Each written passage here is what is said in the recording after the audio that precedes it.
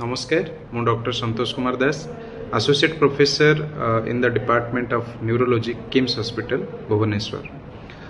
आज ये भिडियोटी तैयारी करुच्ची समस्तଙ୍କ ଭିତରେ କିଛିଟା ସଚେତନତା ବାର୍ତ୍ତା ଦେବା ପାଇଁ जो जिनसटी मु बहुत थर देखिछि आ से समय मना भी करछि जोटा कि आमे कायरोप्रैक्टिक ट्रीटमेंट इन सेलून आपण माने सेलून को जबे जाउछंती चुट्टी काटुछंती कि सेविंग होउछंती आपण माने देखिथिबे बहुत समय कस्टमर माने को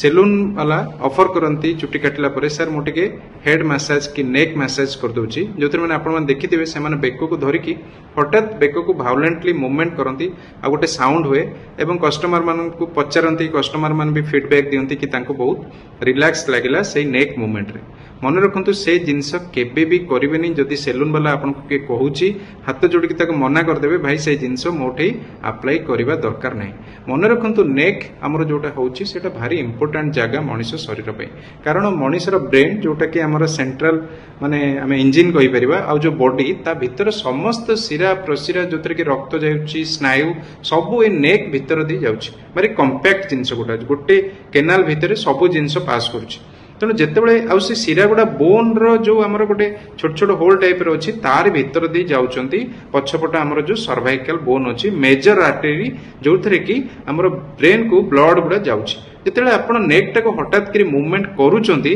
से जो बोन गुड़ार मुवमेंट फल से जो शिरा गुड़ाक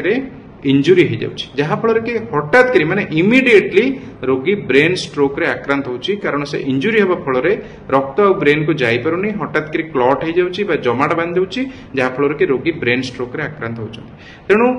नेक मूवमेंट बा वायलेंट नेक मूवमेंट जो माने प्रॉपर कायरोप्रैक्टिक करू नाहंती जो माने कि सेलून रे जो माने करछन they are not a professional chiropractor तेणु तांको पाखरे ए नेक मसाज बा नेक मूवमेंट करिकि आपनको लाइफ को रिस्क रे केबे भी पकांतु नाही जहा द्वारा कि आपण से ब्रेन स्ट्रोक रोग रे भी हठात आक्रांत हो जिवे जदि जे सेलून रे जो माने अनप्रोफेशनली ए जिंस सब नेक मूवमेंट करूचंती जदि भी कि आपण को अवॉइड माने ऑफर करूची आफ्टर शेविंग कि आफ्टर हेयर कट से जिंस को टोटली